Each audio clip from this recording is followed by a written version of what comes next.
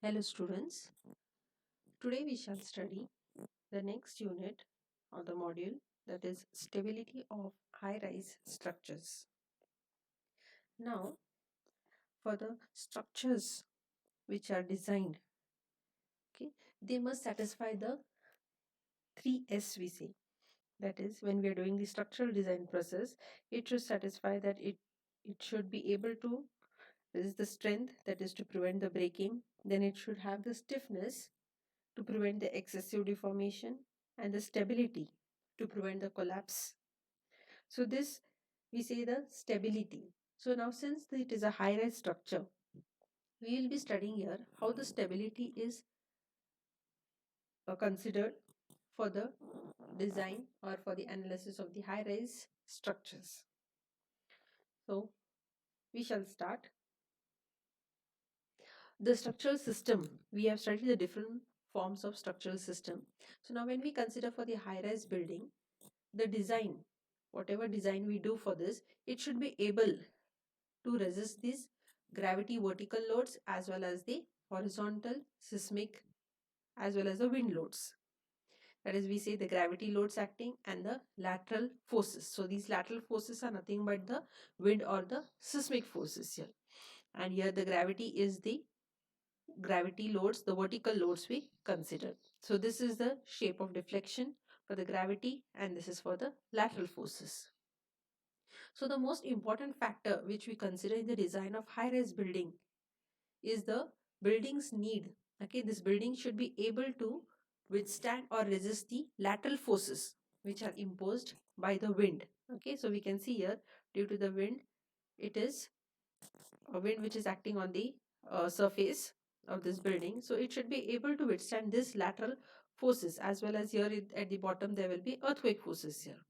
So most of the high rises or the high rise structures, they have the frames which are made up of the steel or concrete. Okay, so depending upon the material, they use it. So then again, these frames, they may be further constructed of columns, wherein the columns and the beams, right? We have the columns beam there, and the bracings which we provide, as we have seen in the previous structural forms, the bracings or the shear walls, they will add the rigidity to these structures. So they should be such designed that they should be able to resist these lateral forces here. Then stabilizing the structure against the wind load. So we can see that as the wind is acting, okay, since wind is nothing but the movement of air, so moving air. So since the wind will be acting on the surface, so this should occur and not this, that is the collapse should not occur of the building. So that is given here. It plays an important role in the designing of tall structure because it exerts the loads on the building, since the wind will exert the loads. And it is a phenomenon of great complexity because many flow situations arise from the interaction, due to this interaction between the wind and the building. Okay, so this phenomenon is to be considered when you want the structure to be stable. Okay, then stability of high-rise structures. So we know high-rise structures are nothing but where the height is more. So here, as the height increases, the rigidity and the stability, okay, the stability as well as rigidity becomes an important factor while considering the designing. Okay, when you're going for design for this high-rise structure, the rigidity and the stability requirement is very important. It is a dominant factor when we are considering the design here. And next factor is the P delta effect. So this P delta effect you will be studying further in the same unit. So second factor is a P delta effect, which is considered important for this designing process of high-rise buildings. So where this, due to this P delta effect, okay, where in which the eccentricity of gravity loads, so we see that gravity loads will be acting, so there will be eccentricity of gravity load, it increases, okay, to that magnitude that it causes the collapse of the columns, okay, and it will be just due to the axial loads. So this P delta effect is very important to be considered in the design. Then the second consideration is to limit the lateral deflection. So since the loads are acting, there will be the lateral deflections taking place at different floor levels, and we should see that the architectural finishes, that is the architecture, whatever finishes we made and the partitions which are provided, they should not be damaged.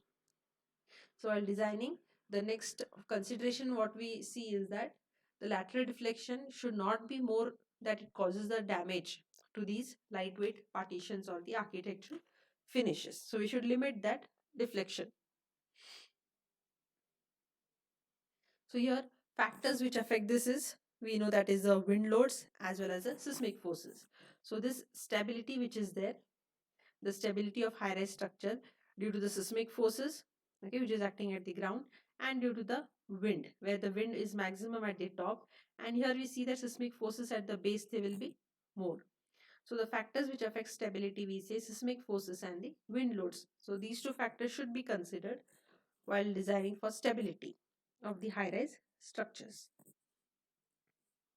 Then as we know that for the high-rise, the height increases and the structural efficiency increases. So due to that, what happens? The stiffness and stability is given least important. But while designing, we should see that these two factors, that is the stiffness and stability, are very important while doing the design process of these high-rise buildings. So design for stability, when we consider this design for stability of individual columns, it is same procedure as for the low-rise buildings. Okay, they have mentioned is the high-rise building as well as the low-rise buildings. The design for stability of the columns will be the same, and it is followed by this National Design Code for requirements. Then, when we consider the overall behavior of the high-rise structure, that is the overall behavior when we consider the high-rise structure, we have seen that it resembles or it is similar to the cantilever column here, okay, which is having say about a moderate slenderness ratio, and the typical structural column which we have, okay, normal structural column when we consider, which is essentially a nothing but a flexural element. It is considered a flexural element, and which has a dominant is shear flexibility, dominant or significant shear flexibility. So it will be having a flexural as well as a shear flexibility. So the modes of the overall buckling, when you consider the overall buckling of the high-rise structure, it will be having a flexural mode, a shear mode, or it may be a combination of these two modes. Okay, so normally when we consider the this high-rise structure, we consider it as a cantilever column. So when cantilever column is considered, there will be the flexural element as well as the shear element or the shear flexibility. So when you consider this overall buckling of the structure, we consider it is having in the flexural mode. You can see here, this is the flexure, this is the shear mode, or it might be a combination of the shear and the flexure.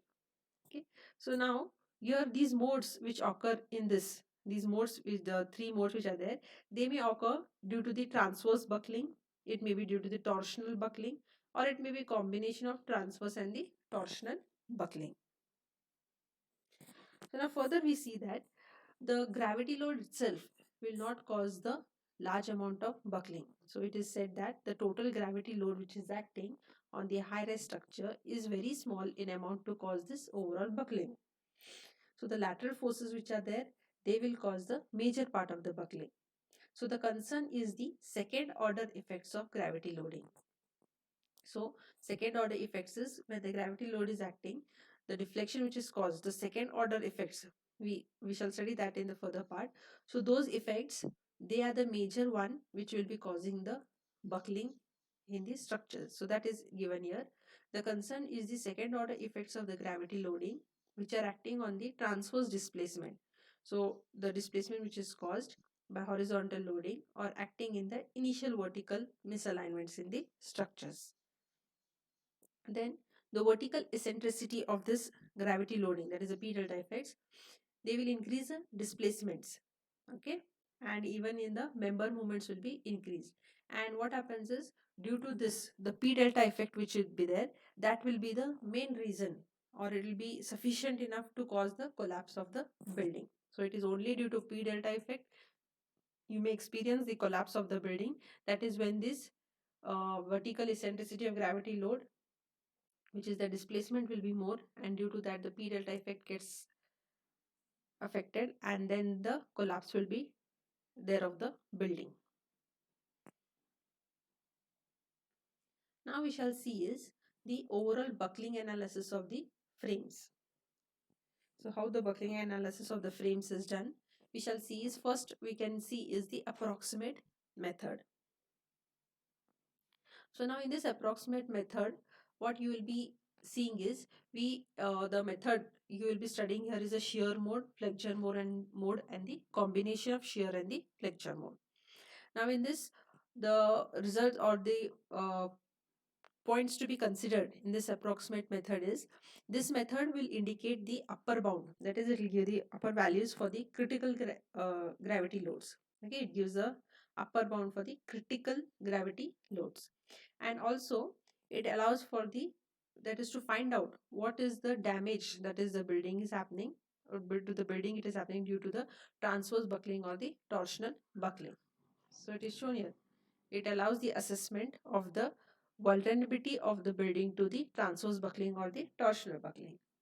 And also it is used for the structures where the approximate P delta analysis will give you, okay, the what is the amplification factor, what is the maximum amount of uh, damage or the maximum amount of factor for displacement and movements. It will give the approximate P delta analysis to evaluate or to find out what is the amplification factor for displacement that is caused in the movements. So here, as I said, you will be studying the shear mode, flexure and the combined shear and flexure. So first we shall see is in the shear mode. For this, we consider it is a moment resisting frames. Okay, we are considering frames here. So it is a moment resisting frame. And when the story sways, that is due to the deflection story sways, there will be a bending. Here, the bending will be double bending in the columns and the beams or the girders. And the axial deformations which are there, they are not considered in the columns or they are neglected. So in the approximate method, when we consider shear mode, axial deformations are neglected. So when you consider the story drift, that is whatever drift is acting in the building there, so that is or in the frame, which includes the second order effects of gravity. Okay, it can be found out. This delta I star which is given is a story drift in the frame. It is given by the formula of 1 divided by the whole 1 minus pi delta I divided by qi hi, and the whole is delta I. So here I is nothing but it is the flow or story where we consider story I. Suppose it is the 10th story, so 10 I will be 10. If it is the first, it is the first. So I represents the story. The suffix which is given I, it refers to the story. Whereas delta I which is there here, delta I which is mentioned, it is the first order story drift. So this one which is having, it is including the second order effects. Okay, this delta I which is their story drift, it is including second order, whereas this delta I value is the value wherein it is having only the first order story drift. And this first order story drift which is caused by this pi, that is the gravity loading pi in the columns, then qi is the external shear, which is taking place qi. Hi is nothing but the story height. This delta I, as I said, it is the first order story height. So when you substitute these values, you'll be getting that story drift in the particular floor, which is having the effects of second order effects. Then the loss of stability. Okay, this formula which we have seen here in the previous, so this formula which is there, okay, the loss of stability will be indicated when we substitute this denominator which is there, it is approximated to equal to 0. So in that case, the displacement will become infinite. So when you substitute 1 by 0, you'll be getting this infinite here. So what is done here is this value which is there, pi delta I divided by qi hi, 1 minus of this, it is equated to 0. So when you equate it to 0, you will be getting is pi value which will be a critical load. So it is nothing but the critical gravity loading in the story I. Pi cr delta I upon hi qi is equal to 1. So as it is equated to 0 here. So now since the critical load in the shear mode will be given by, okay, this is a formula for the critical load in the shear mode. When we consider shear mode, it is given by PICR, which is equal to QI HI upon delta I. So when you find out what is the critical load which is to be considered, then this is the formula which is used. That is Pi critical is equal to Qi Hi upon delta I. So as we know, Qi is the external shear, Hi is the story height, and delta I is the first order story drift. Now if you want to consider the lateral stiffness of the story in the I, then it is given by Qi upon delta I.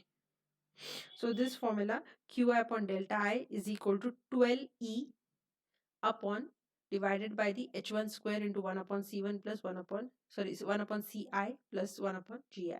So where these values ci and gi is nothing but ci is summation of all the columns of inertia. Okay, c is representing the column here. So column inertia, it is given by summation of inertia of column ic divided by h of that I. Okay, in the story I, the particular story, whereas g which is there, it is the summation of all the inertia of the girders. So it is summation of ig divided by l, the length which is considered there. Then this will be given for the particular story of I, as it is mentioned I here. So this formula which is there, which is representing Qi delta I, where it gives the lateral stiffness of the story, it is substituted in this equation 3, where it is Qi Hi upon delta I. So in place of Qi and delta I, we substitute this formula here.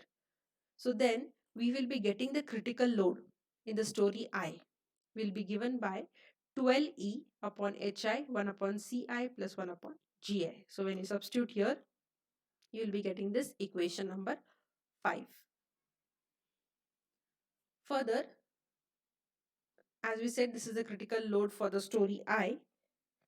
When you consider, that is when you have the base connection which is there, if it is a rigid base connection, you will be considering the critical load.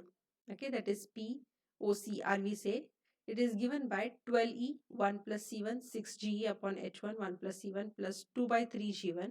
Whereas if it is a pinned base connection, it is given by critical load which is 12E upon H1 4C1 plus 3 by 2 G1.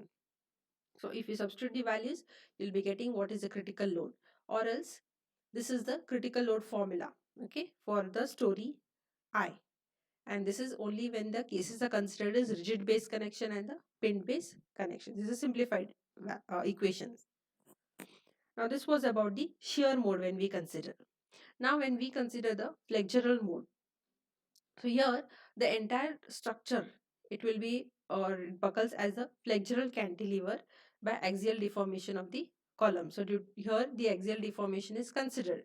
So here the whatever structure is there, it buckles as the flexural.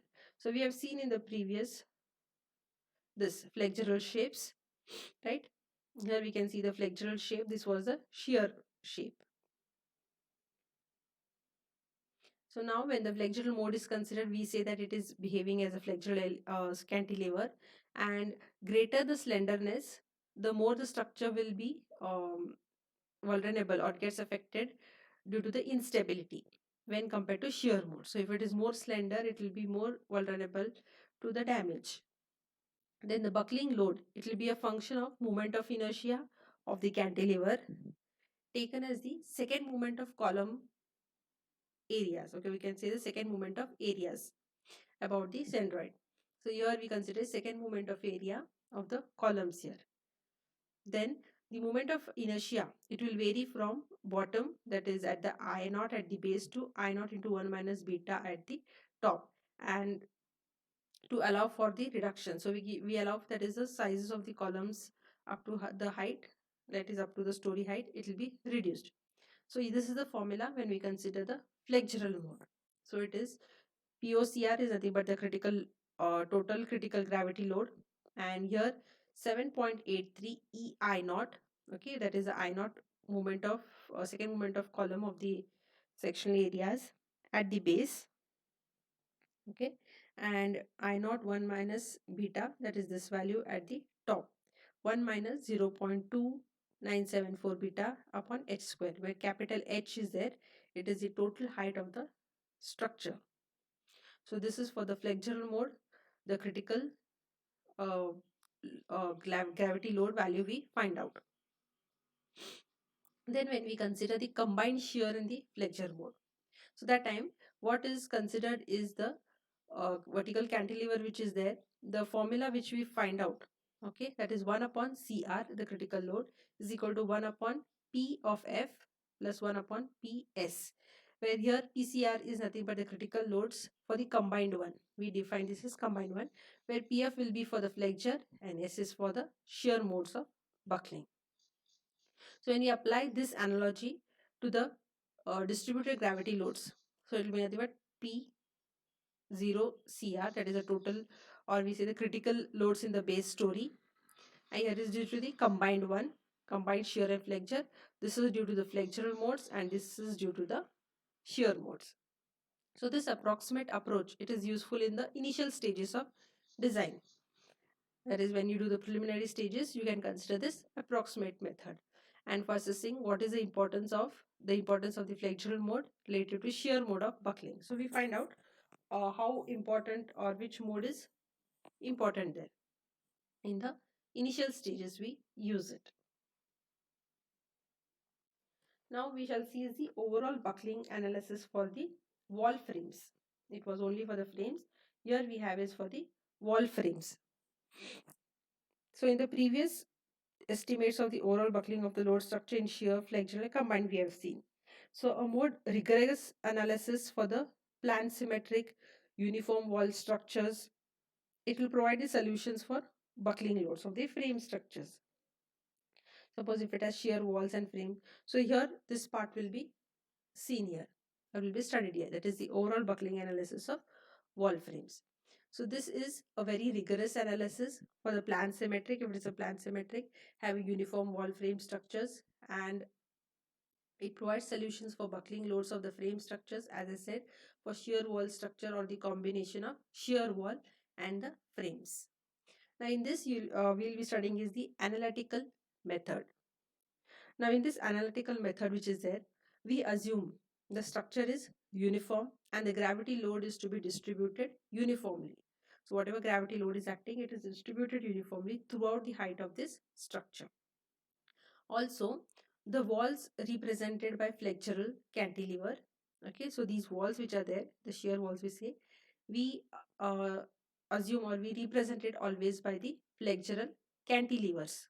Okay, and the frames which are there, these rigid frames which are there, they are represented as the shear cantilever. So this is a combination of wall frames. So walls represented as flexural cantilever and the frames, they will be represented as the shear cantilevers. And the connection between these two frames, okay, sorry, the connection between these two, it will be by the this linking medium. Okay, this linking medium will be stiff and it is connected throughout the height of the structure. So for this, the differential equations for equilibrium are used to solve this critical buckling load, and this analysis, they are complex and lengthy, and the results will permit both the transverse and the torsional critical loads. This for the wall frame structure.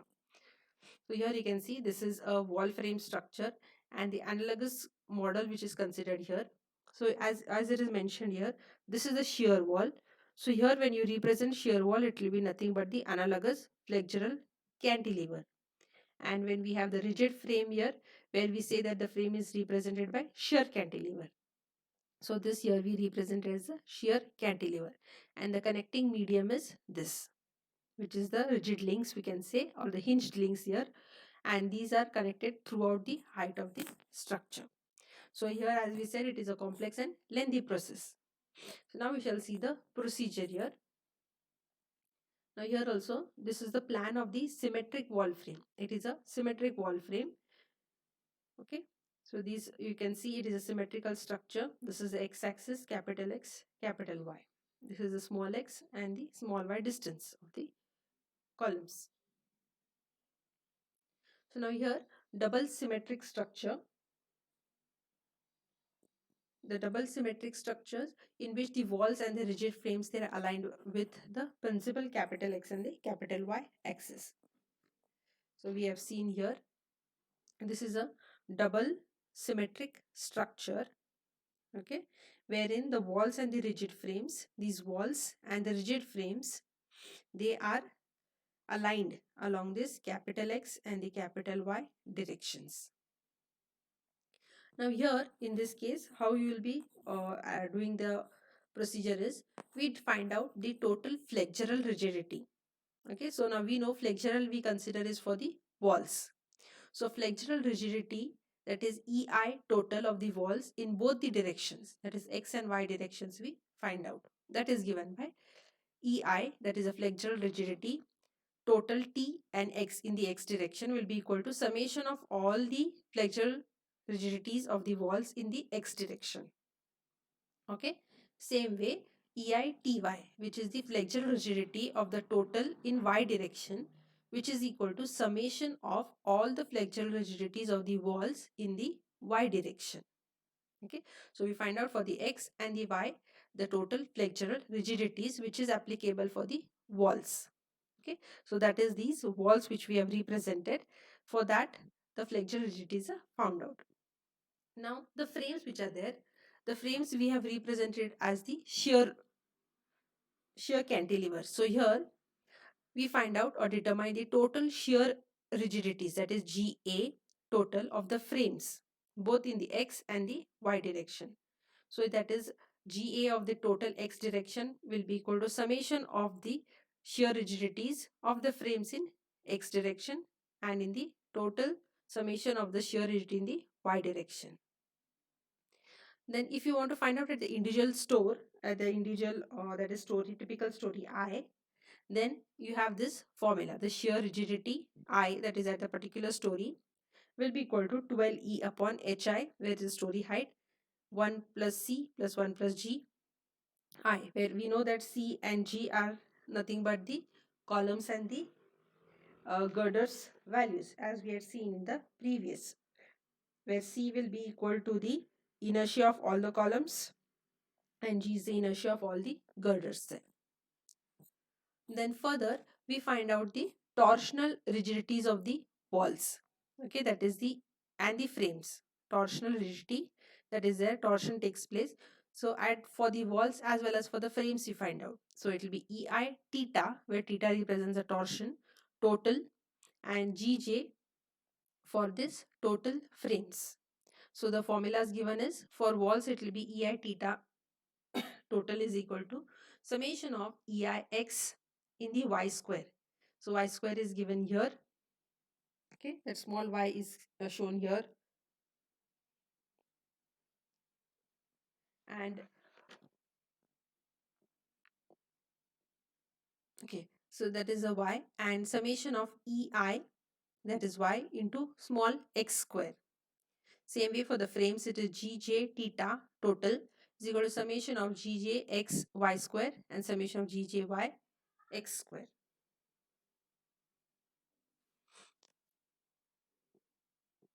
So it is actually GA, it is the value of the, that is shear rigidities value. It is a shear rigidity value GA. So now where this X and this small values which are there, okay, this X will be nothing but the distance from the wall or the frame aligned in Y direction. So this X is nothing but the distance from the wall or the frame aligned in the Y directions to the center of the twist, to the center of the twist. And this Y will be nothing but the distance of the wall or the frame aligned in the X direction. So now, since the torsional buckling will be there, which will be influenced by the plan, how the plan distribution and how the structural components are arranged, gravity loading. So the weight parameter is also considered, where it is represented by capital R. So which will be equal to summation of PR square divided by summation of P, where this P value, floor, it represents the floor loading represented by point load P. Okay, so it will be a point load P which is acting at a distance of R from the center of rotation. P is nothing but the point load acting at a distance R from the center of rotation when the rotation is taking place there. Due to the torsion, as we said, a torsion. So due to that, whatever P value is there, which causes the rotation at a distance R. The next is the Transverse and the torsional stiffness we find out, the stiffness values. They are used to find or to obtain the transverse and the torsional characteristic parameters. So these formulas they are used to find out the parameters here, torsional parameters. So it is alpha h in x direction, y direction, and the theta, where it is given by capital H root of GA, okay, x, and this is EI x. Same way y, total y, that is GATY EI TY, and this is for the total torsion. Okay, so these values we find out and we get the characteristic parameters. So these three parameters which are there, that is the alpha h x, alpha h y, and alpha h theta, they are further used to find out the Sx, Sy, and the S theta values. This is found out from a table. In that table, you will be having the alpha h values, and from that alpha h values, whatever you get, you find out what is the Sx, Sy, and the S theta values. Further, these values they are substituted in these formula to find out the critical gravity loads for the transverse buckling and the torsional buckling. So transverse is in the x and the y direction, and torsional is the theta direction or the theta value. So here the formula, as we said, will be POCR, critical in the x direction, which is Sx, that is find out from the table, EI total of x upon h square, and the y, it will be Sy EI Ty upon h square. And here the torsional buckling, which will be that PO critical theta, which is S theta into EI, that is theta value for the particular there, upon RH square. Okay, so this RH we have found out here. R value we have found out is nothing but the weight parameter. So it is RH square. So this is about the that is the overall buckling analysis when we find out for only the frames, and when we find out for the wall and the frames values. So these formulas, when you substitute, you'll be getting the values there. That is to find out what is the stability of the wall frames. Then further we shall see is the second order effects of the gravity loading. So this part we'll be studying in the next lecture. Thank you.